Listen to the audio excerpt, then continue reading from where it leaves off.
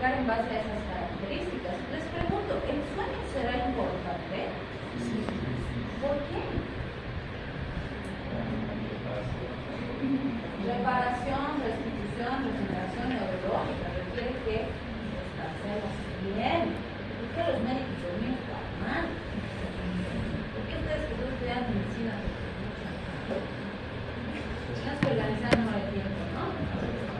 Entonces, fíjense, para conseguir sedación, o sea, disminución de la ansiedad en un paciente, necesito generar una depresión del sistema nervioso central, pero leve, no demasiado intensa.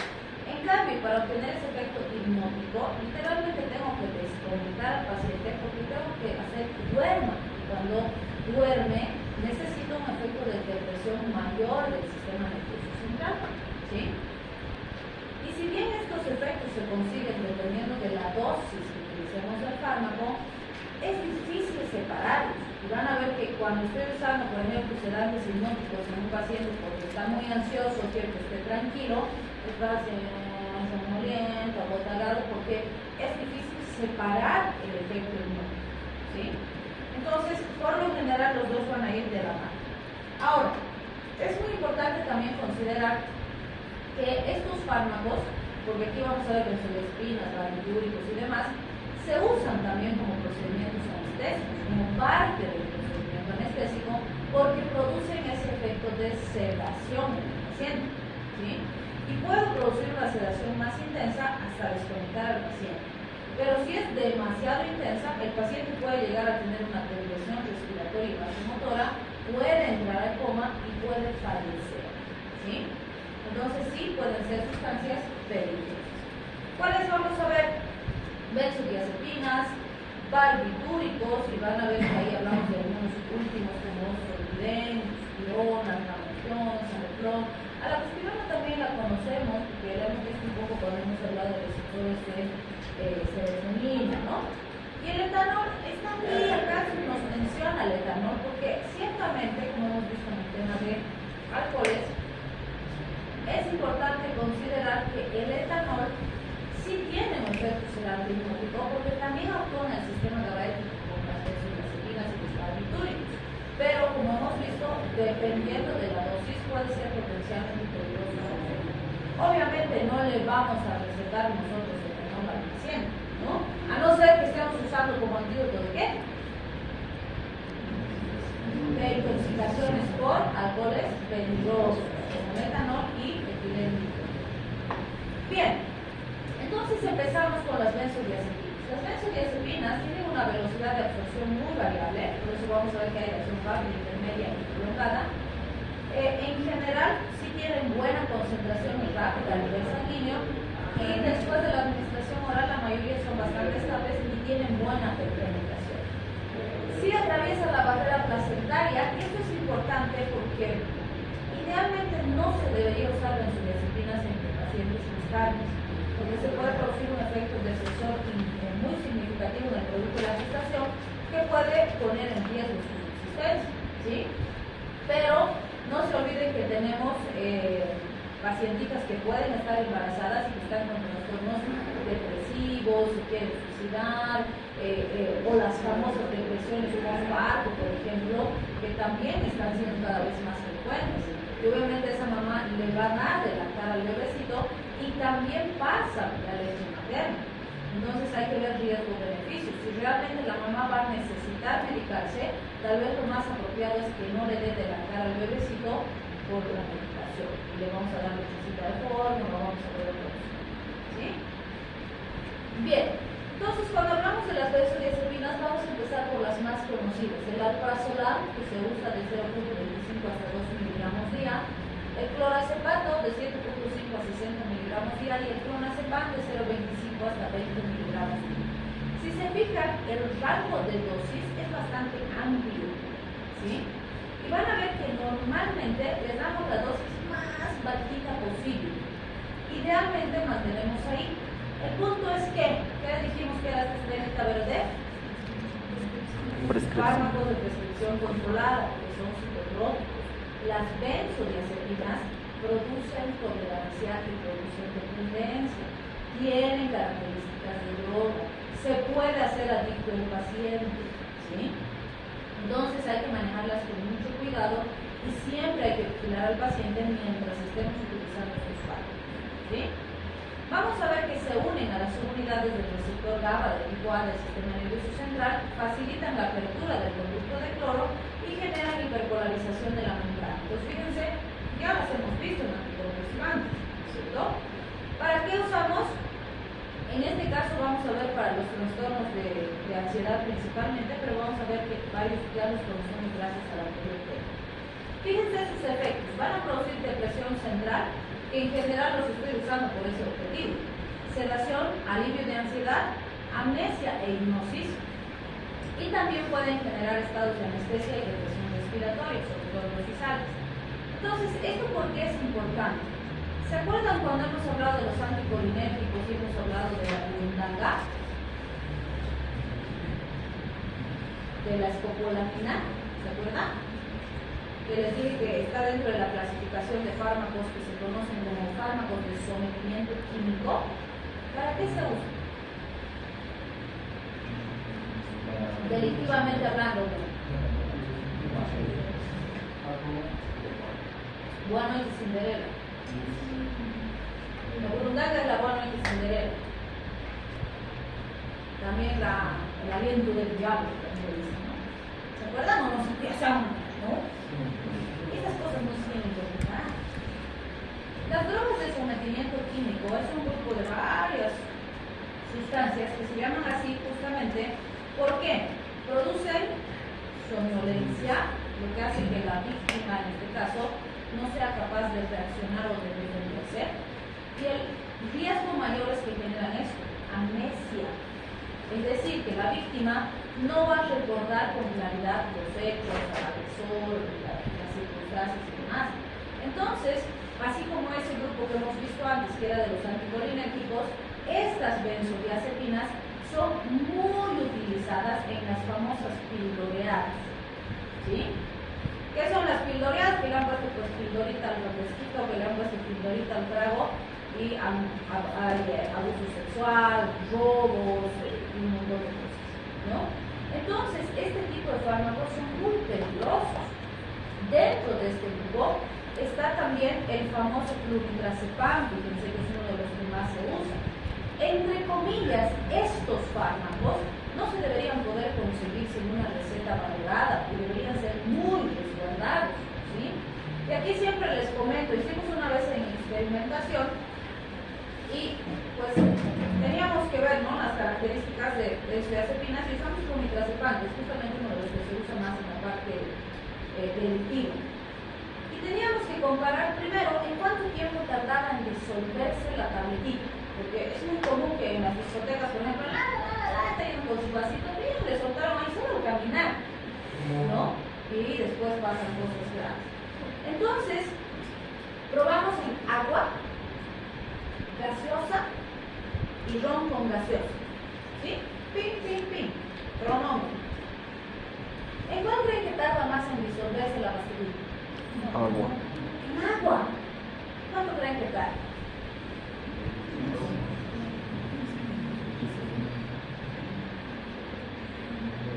14 segundos. En 14 segundos ya no se ve que ahí hay una pastilla. 14 segundos. Y es en el que tarda más. ¿Sí? ¿En cuál creen que tarda menos? Ron con gaseosa, o sea, en alcohol. ¿Sí? ¿Cuánto creen que tarda? ¿Cuánto? Poquito más. Tampoco. 8 segundos. ¿Se dan cuenta? Por eso es que es tan fácil usar en estos hechos delictivos, porque es súper rápido. ¿Sí? Yo les decía siempre, bueno, pandemia nos ha mantenido un poco más seguros, justamente porque pues no salíamos, ¿no? Ya ha disminuido, sí, la incidencia de este tipo de hechos. Pero yo les digo, antes de pandemia, y bueno, no, Bobby, tú tu vaso, yo mi vaso, no, aquí este es mi vaso. Sí ha permitido que estemos más seguros en ese aspecto, porque uno de los modos operantes de estos malhechores es que grupito allá, grupito allí están, ¿no? No, que no sé qué, se están molestando. Y se hacen al que están tomando, por decirles, una lata de cerveza y se acercan y te invitan, servite. ¿Sí? Y normalmente, ¿qué decimos? Ay, no, si no lo hacemos, se van a ya, salud. En COVID decíamos, no, COVID. No. Entonces, sí había menos incidencia. Pero resulta que muchas veces estos, o sea, se hacen a los que están viviendo, pero no están viviendo. Y en lo que te invitan, ya le han puesto sustancia. Como decíamos en anticolinérgicos, la burundanga también se camufla fácil porque es más natural. Pero fíjense una benzodiazepina que es sintética, 8 segundos.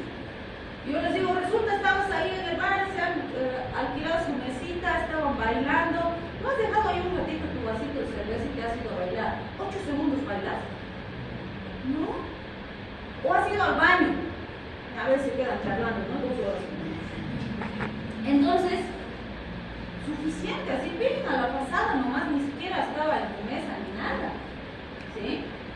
¿Y qué efectos tendrá una persona que tiene efecto benzodiazepina? Hasta, ¿no? Entonces pueden decir, ay, le he hecho mal el alcohol, le estoy acompañando afuera para que respire. Ni siquiera le conozco. ¿Sí? Y además, pues va a haber habla incoherente. La famosa dislalia del alcohol es muy parecida, es muy difícil diferenciar. Entonces hay cualquier clase de hechos delictivos con estas sustancias. ¿Sí? Y siempre les digo, y aprovecho este capítulo, pero les decía, es más entretenido, ¿no? Porque aquí les recomiendo, tienen que cuidarse. ¿Sí? Les digo, ustedes son jovencitos, tienen todo el derecho del mundo de salir, de conocer, de ir a fiestar, de pachanguear, claro que sí, porque tienen que vivir, ¿sí? Pero cuídense, porque la mayor parte de estos hechos delictivos, además, últimamente, los criminales son los del entorno, ¿sí? Entonces yo les digo, no todos son sus amigos, aquí por ejemplo, todos son compañeros, pero no todos son tus amigos. ¿Sí? ¿Quién es tu amigo? El que te va a ver mal, así que no te estás pudiendo parar, no, Juanita, a tu casa, te va a llevar hasta tu casa, va a cerrar tu puerta y sabe que estás seguro ahí, y se va a ir tranquilo a su casa, ese es tu amigo o tu amigo. ¿Sí? ¿Y por qué les digo eso? Ha pasado aquí, en la universidad, siempre que chismeamos así, luego me cuentan sus historias. Un compañero de ustedes, estudiando, o sea, ni siquiera bolichando, ¿sí? Él es muy estudioso, estaba estudiando su departamento y otro de sus compañeros le llama y le dice, che Juanito, siempre les pongo Juanito, por si acaso no se llama. Entonces, che Juanito, estoy mal, ayúdame por favor a estudiar, no sé qué, vente a tu casa para que estudiemos, yo te ayudo a su casa, ¿no? Y claro, sí, ven, yo te ayudo, voy a estudiar para mí. ¿Ok? Ha ido a su casa y el Juanito se estaba preparando cafecito, no, jengibre con limón, porque estaba un poquito más sobre jengibre con limón. Se estaba preparando, ¿no? Y el otro dice, che, ¿yo también lo puedo preparar? Sí, claro. Lo invitan. Bueno, están sentados a estudiar, estaban estudiando. Y el amigo que ha ido a estudiar le dice, me voy a preparar uno más. ¿Quieres que te lo prepare uno para vos? Y él, ya, gracias. Entonces ha ido, preparado. No se acuerda más. ¿Sí? Y al día siguiente no ha ido a su roto y es súper corcho. Sus amigos, claro, el Juanito no vino a clases, no venía a robar. En las clases tampoco no ha venido todo el día. Sus amigos me llamaron, no contestaron. No, está raro esto. Al día siguiente no ha ido a clases otra vez, no ha ido al rote. No, vamos a su casa. Y Juanito nos va a faltar si no nos contesta. Si no la que iban a su casa, ¿quién sabe si ya no la contaron? Han ido a su depa, la puerta abierta. Juanito, han entrado planchado el Juanito, inconsciente. Ellos, sus compañeros lo han llevado al hospital. En el hospital ha estado una semana. Le han hecho pruebas psicológicas y demás, pero mal, ¿no? Y él dice, o sea, después de que vemos este capítulo, dice, ahora recién entiendo. ¿Sí? Porque él dice todavía, y asocia, ¿no? Porque después me dice, Doc, yo asocio porque este amigo, bueno, no es amigo, ese malhechor que le ha hecho esta maldad, que le ha robado, para eso lo ha robado, le ha robado. Le justo había ido al cajero, le saca plata y demás, le ha robado las cosas de valor que tiene en su casa y toda su plata Entonces, él mismo se acuerda que él fue en vacaciones al Brasil y su amigo le dijo, che, mira, no puedo dormir, que no sé qué, aquí no hay algunos de estos en gotas. Y ese le ha hecho traer 3 frascos en gotas de benzodiazepina. Y ahí recién él. Y él lo ha confrontado y ha dicho, tú me has hecho, tú me has dado algo. Pero dice, no, se niega, no, yo me he ido, tú te has quedado estudiando en tu casa y yo no sé nada. Se niega absolutamente. Entonces fíjense, su propio compañero, más bien solo le ha robado, ¿no? Porque yo siempre les digo, lo menos grave que les puede pasar es que les roben al final. Lo material se recupera, pero su integridad, su seguridad. ¿Sí? Entonces vean, también otro grupo bueno, esto es de otra universidad, después charlando me dicen, un día fuimos a la disco, eran 3 amigos, ahí se fueron a pachanguear. Entonces se fueron ahí a bailar a la disco y un chico así guapo se acercó y les invitó. Y una era bien polita, pues no sabía tomar, ¿no? Entonces les invitó una latita de cerveza. Y dice que agarraron y cada una le dio un sorbo. Y ella dice, yo como soy maricona porque me embriago muy rápido, me hice a la que estaba tomando sola, hice la lata, nada más. Y las otras tomaron bien, dice, ¿no? Y sí, me dice, al poco rato, a los minutos, mal estaban estas 2 copas, y las amigas. Y los he visto tan mal, yo estaba bien, dice. Pero sí, me empezó a doler mi cabeza, pero no tenía más nada. Pero ellas estaban mal. Y yo dije, ay, borrachas, qué cosas tomadas, ya que voy al baño. Les había reñido y se las ha llevado. Y tenía su depa era más cercano, entonces se las ha llevado y se planchadas hasta el día siguiente. Y después le dicen, ¿qué han tomado? Si yo solo un ratito me he ido al baño y he vuelto y estaba mal, ustedes, que no sé qué. Y no, ella dice, no, solo lo que nos ha invitado ese chico. ¿No? Entonces imagínense, si no estaban las 3, por ahí ya no la contaban. ¿Sí? Entonces, muy importante porque aquí, en ese experimento que yo les digo que hacemos, queríamos flunitrazepam específicamente, porque es un medicamento por vender, y no nos quisieron vender. Todos éramos médicos, estábamos en un posgrado, y teníamos sello, pues. Y hemos dicho, a ver, tú allá anda, tú allá, vamos a ver si nos venden. Hemos ido con nuestra receta sellada, normal de receta, no nos puede vender. Pero eran farmacias grandes. Entonces la que nos estaba dando el módulo, che, Juanito, a su paciente drogodependiente, ¿no? Necesito un farmaquito, ¿me lo puedes conseguir? Bien comedido el pacientito, claro, doctorita, ahorita vengo, así, ¿no? Vino. ¿Qué cosita necesita? Necesito flunitrazepam. ¿Tú crees que consigas? Claro. ¿Cuántos quieren? ¿Cuánto comprármelo? Le hago 50 pesos, de verdad, a la media hora a ver igual. Y no se le va a ofrecer nada. Yo les he dicho, no puedes, señor farmacia, no, aquí tienes que ir si quieres conseguir. Lo que tú quieras, solo tienes que tener claro. Pues consiguen, ¿sí? ¿Y cuál es el problema? Sabemos, les seguimos diciendo que siguen usando, pero siguen cometiendo errores. Ay, es que una señorita bien vestida me invitó a un cafecito en la flota. Ya se durmió, no se acuerda nada, era un guapo. Sigue pasando en las flotas, súper común, sigue pasando en las discotecas, ¿sí? Y no se olviden que, bueno, benzodiazepinas no es tanto cutáneo, porque no tiene muy buena función cutánea, es más.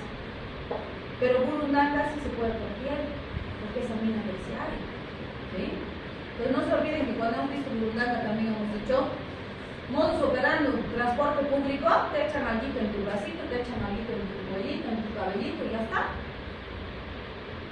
Te duermes aquí, porque se necesita dosis de tiempo. ¿Sí? Entonces hay que tener cuidado, hay que concientizar a la población y hay que hacer que la gente sepa más para que se cuide. ¿Sí? Hay países donde está prohibida la venta de benzodiazepinas sin tinte. Es decir, si te ponen a tu vaso, se pinta verde. Se pinta azul, como en las piscinas, ¿no? Si te das pipí, se pinta. Pero aquí no, pues no, se hacen pipí todo el mundo en la piscina y no se pinta nada. Amarillos. Entonces, hay ese tipo de precaución en otros países. Aquí porque mucho entra dentro del trabajo. Han diseñado unas estudiantes universitarias también, una pipeta, una bombillita, que igual tú pones y si cambia de color te han puesto a otro lado. ¿Sí? Y otras que ese es medio cochino porque han diseñado un esmalte de uña que igual cambia de color, ay, no va a estar peleando en el trabajo. Muy contaminante. Pero, bueno, sí es de beneficio. Entonces, sí hay un poquito esos mecanismos en otros lugares. Acá no. ¿Qué nos queda? ¿Quieren pachanguear? Vayan a pachanguear con sus amigos, con ustedes. Van a cuidar y ustedes van a cuidar. Puede ser. Claro, vemos, maldad no sabemos, ¿no? Entonces hay que cuidar. ¿Bien? Bien. Fíjense, ahí tenemos benzodiazepinas de vida o acción larga, intermedia, corta y muy corta. Entonces, cada una varía. ¿Cuándo uso entonces benzodiazepinas en la terapéutica? Estados de ansiedad, ataques de pánico, trastornos generalizados de ansiedad es la principal situación en la que vamos a utilizar. También se usa mucho desde hace bastantes años en insomnio y trastornos del sueño. Y en esto hay que hacer un poquito de hincapié. ¿En qué sentido? Tenemos mucho adulto mayor que no duerme bien.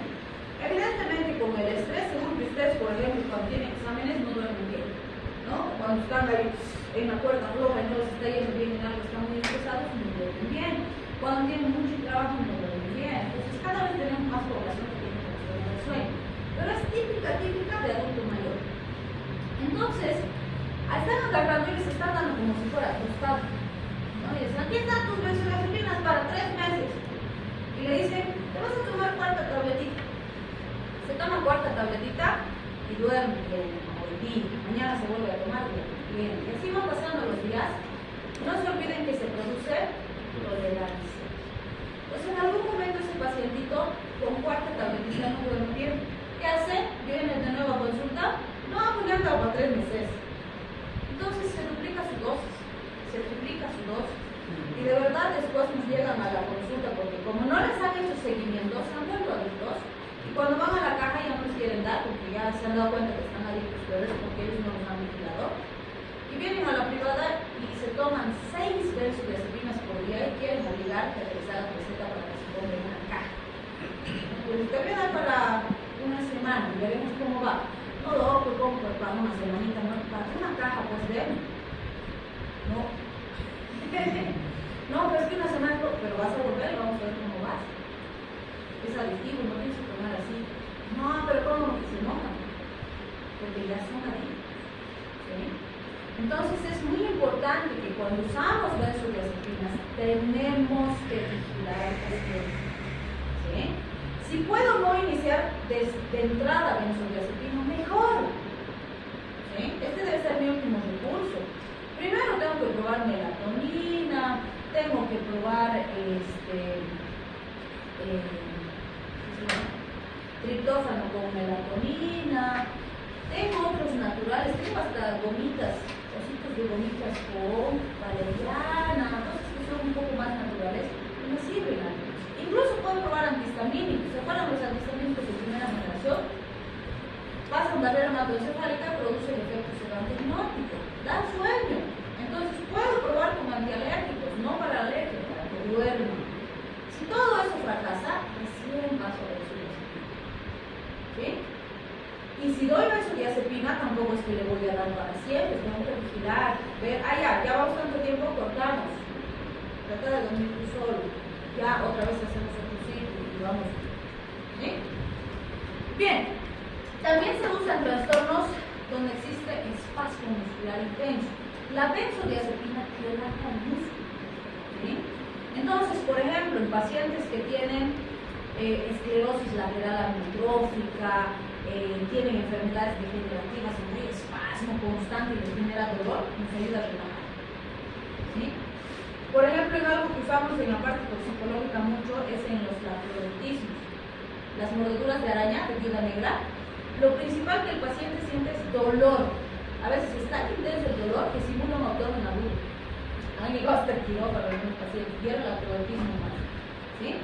Entonces, hay espasmo fuerte. El paciente lo que más le molesta es el dolor. Y la benzodiazepina nos ayuda a disminuir el dolor.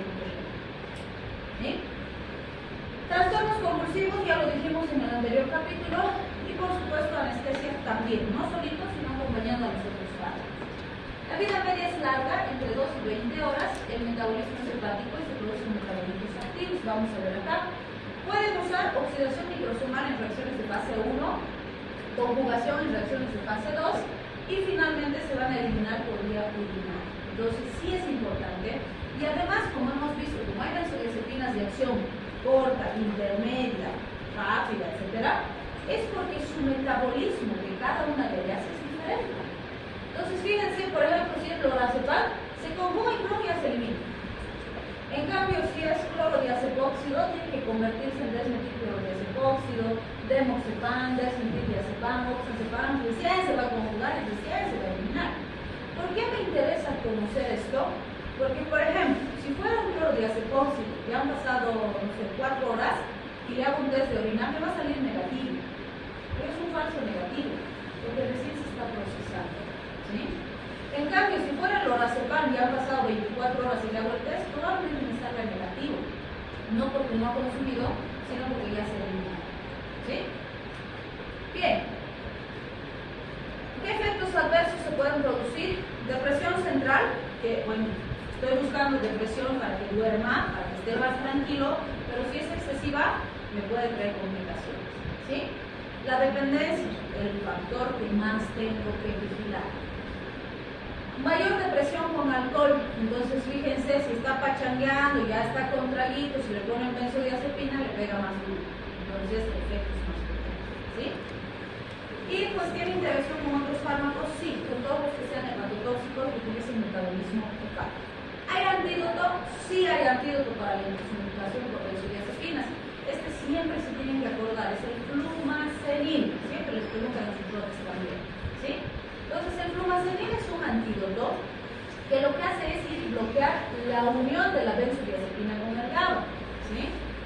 Entonces es súper útil, pero ¿cuál es el punto importante? Uno, fíjense, solo se usa por vía parenteral. Usamos 0.2 miligramos intravenoso, a los 30 segundos repetimos, si no logramos el nivel adecuado que el paciente despierte, podemos ir repitiendo cada 30 segundos hasta alcanzar 1 miligramo.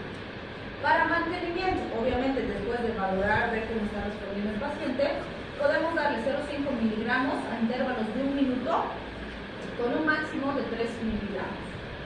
Si vuelve la sedación, podemos ir repitiendo cada 20 minutos un ciclo. ¿Sí? Me preguntaban a veces sus compañeras, Doc, y para cuando vamos a la disco y por si nos pilorean, ¿no podríamos llevar flumazenil en la cartera? Y yo les digo, no. Primero, porque es de uso parenteral. Segundo, porque es muy importante diferenciar efecto benzodiazepínico de intoxicación benzodiazepínica. ¿Sí? ¿Por qué?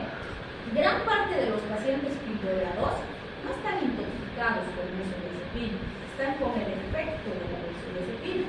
¿Sí? Y cuando está el efecto benzodiazepínico no es necesario dar antídoto. Solo hay que darle medidas de soporte, hidratar, vigilar y el cuerpo solito va a ir eliminando la sustancia y el efecto va a ir desapareciendo. ¿Por qué? No se olviden que lo que estamos haciendo es ir y bloquear el sistema inhibitorio del organismo. ¿Qué puede pasar si bloqueo el inhibitorio? Se exacerba el excitatorio. Entonces, el riesgo y la complicación más importante del antídoto son las convulsiones. ¿Sí? Entonces, esa es la razón por la que ni siquiera en hospital todo paciente que llega piloreado se da flumazenil, no. Gran parte de los pacientes que llegan piloreados solo se hace tratamiento sintomático y tratamiento de mantenimiento, ¿sí? De soporte, pero no se usa antídoto en todos. Porque si uso cuando solo es efecto de benzodiazepina y no está intoxicado, el mayor riesgo es que el paciente empiece a convulsionar, ¿sí? Entonces, muy importante diferenciar. Además que solo me sirve para benzodiazepinas y zolpidem. Para otros sedantes hipnóticos no va a servir para nada. Puede haber síndrome de abstinencia si es que es un paciente consumidor habitual de benzodiazepinas, entonces también hay que investigar, ¿sí? Ahora, será diferente, por ejemplo, que me dicen, era mi paciente que estaba tomando benzodiazepinas porque está con ansiedad y agarró y se ha tomado 30 de golpe. Pues ahí seguro que sí necesita ayuda, ¿sí? Bien, Cuando hablamos de los barbitúricos, siempre les voy a mencionar o les voy a decir que los barbitúricos se caracterizan, o bueno, son muy parecidos a las benzodiazepinas. Y siempre les digo, si sé benzodiazepinas, sé barbitúricos, porque es casi lo mismo, solo tengo que saber en qué se diferencia, ¿sí? Entonces, fíjense, ahí está el fenobarbital, el pentobarbital, el secobarbital que se usan. En realidad, este grupo se diseñó antes que las benzodiazepinas, pero cuando aparecieron las benzodiazepinas han sido desplazados por las benzodiazepinas. Fíjense, es básicamente lo mismo. Actúa en el receptor GABA de tipo A, abre canales de cloro, produce hiperpolarización. Igual que la benzodiazepina. ¿Qué efectos tiene? Depresor central dosis dependiente, sedación, alivia ansiedad, amnesia e hipnosis. Puede llegar a anestesiar, también se usa en anestesia, puede inducir coma, depresión respiratoria. Lo mismo que la benzodiazepina, ¿sí? Si hablamos de sus acciones, o para qué se usan, y aquí ya vamos a empezar a ver un poquito la diferencia. Anestesia, insomnio, y se sigue manejando el secobarbital, pero en general, barbitúricos hoy en día ya no se usan con insomnio o para insomnio, ¿sí? Entonces se ha ido relegando su aplicación en trastornos convulsivos y anestesia. En cambio, en insomnio, ansiedad y demás, se ha ido dejando de usar y se ha preferido usar benzodiazepinas, ¿sí? Fíjense la cinética, parecido. Vida media larga, de 4 a 60 horas, en el anterior dijimos de 2 a 20 horas, ¿no? Vía oral, buena absorción, metabolismo hepático. Aquí hay una pequeña diferencia. Cuando se oxidan, producen alcoholes, ácidos y cetonas, y eso no hemos visto con las benzodiazepinas, ¿sí? Efectos adversos, básicamente son los mismos. Fíjense, depresión central, dependencia, potenciación con alcohol y otros fármacos, inducción enzimática hepática. Lo mismo. La diferencia es esta, que en realidad es una similitud, porque las dos producen dependencia. Pero ¿qué ha pasado? Cuando se usaban barbitúricos, la dependencia aparece muy rápido, mucho más rápido que con las benzodiazepinas. Entonces se ha visto que entre barbitúrico y benzodiazepina, la benzodiazepina es más segura porque la dependencia es más lenta. Y esa ha sido la única razón por la que se ha desplazado a los barbitúricos. Y por ejemplo, fíjense, no se usa en cuadros en los que el paciente va a tomar periodos largos de tiempo, porque ahí el riesgo es alto. En cambio, si uso cuando voy a anestesiar, no voy a anestesiar una vez. Si uso una vez hay riesgo de dependencia, no. Está convulsionando, ya voy a usar para estabilizarlo. Después uso otro anticonvulsivante. Riesgo de dependencia mínimo, ¿sí? En cambio, para insomnio, para ansiedad y demás, más seguro la benzodiazepina. Esa es la diferencia principal. Y si se fijan el resto, si se da uno se del otro porque es igual. Bien, y también les digo de los más recientes, donde la isoflurona es la que más se está utilizando, también es muy parecido, o sea, también puedo relacionar con benzodiazepinas y ya me la sé. De 3.75 miligramos hasta 7.5 miligramos es la dosis, idealmente la más pequeñita, y se puede ir aumentando si se necesita. ¿Qué hace? Se une de forma específica a un subgrupo de los receptores GABA de tipo A y actúa en los canales de cloro, genera hiperpolarización. Igual que la benzodiazepina. ¿Cuál es la diferencia?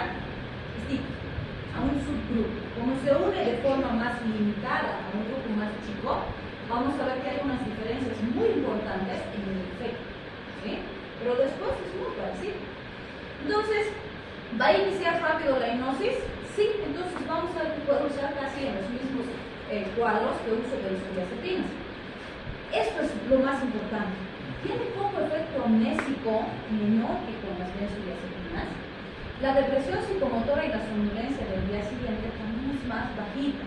Y esto es súper importante porque, número uno, el paciente cuando toma su benzodiazepina descansa bien, pero al día siguiente le cuesta levantarse y dice, ay, ¿sí?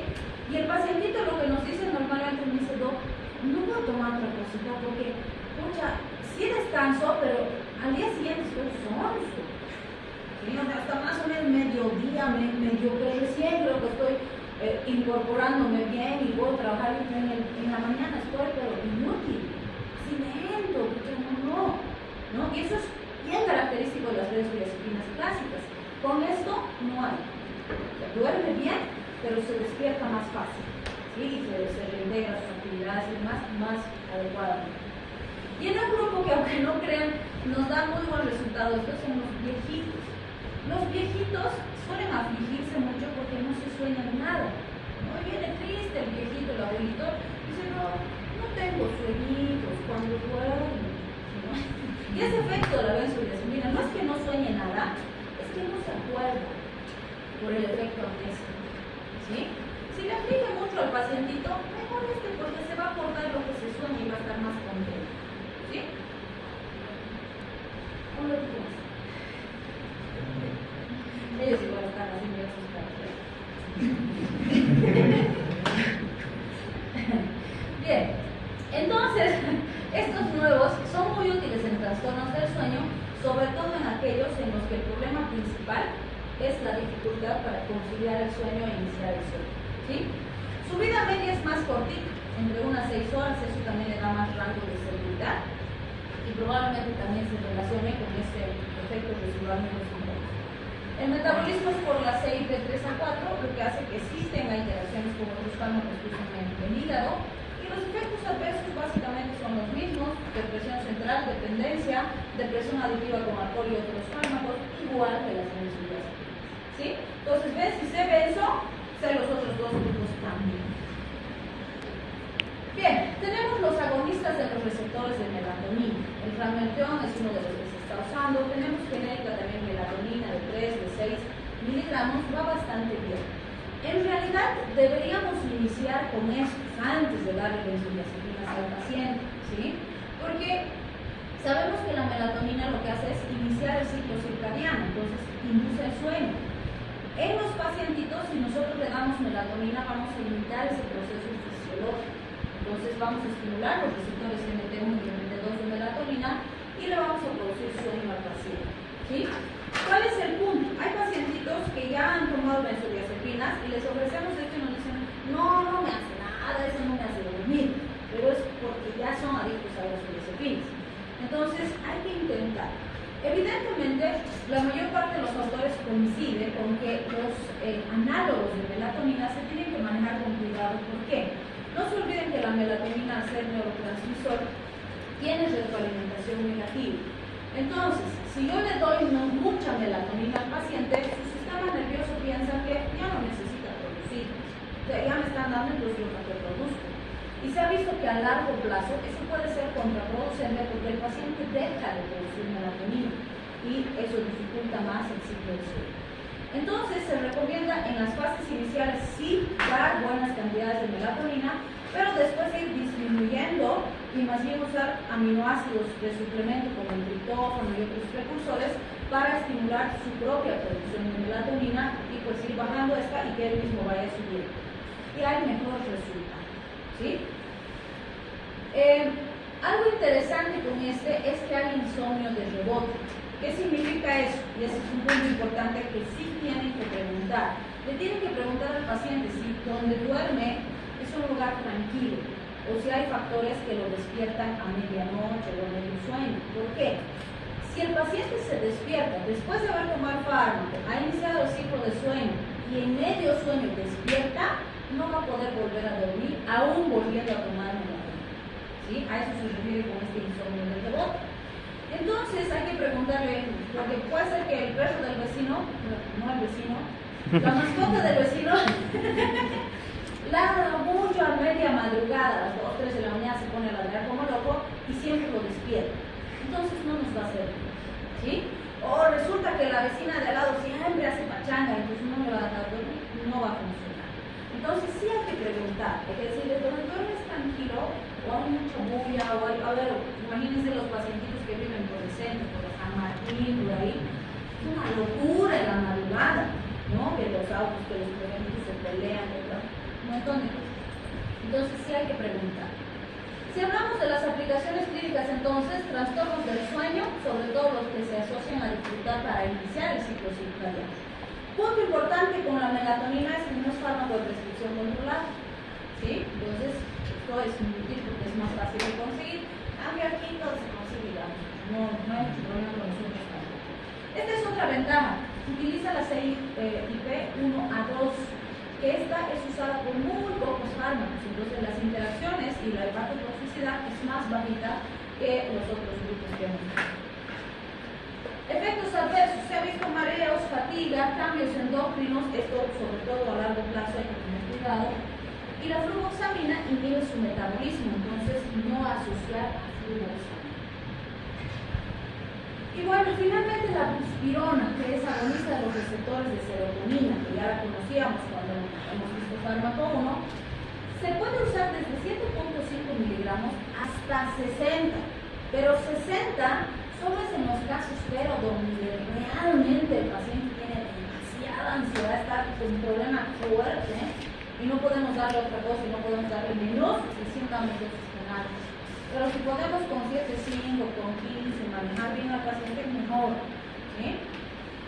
No se conoce muy bien el mecanismo de acción, lo que sí sabemos es que actúan los receptores de serotonina, es posible que tenga alguna acción en los receptores DOPA2, pero como es tan potente, se cree que en algún lugar más tiene que activar.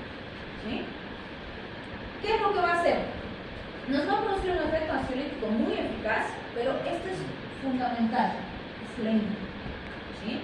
¿Por qué les digo eso? Porque, por decirles, hay un paciente que está con mucha ansiedad, está pensando incluso en suicidarse, ya no aguanta más y demás, no voy a pensar en iniciar con buspirona. ¿Por qué? Porque puede ser que en esa semana que va a tardar en aparecer el efecto, se me suicida, me sentí, ¿no? O se me complica. Entonces, si está muy intensa la ansiedad, uso los fármacos de acción rápida. Lo estabilizo un poco y luego paso a este. Porque este a largo plazo es mucho más seguro que las benzodiazepinas y los otros que hemos visto.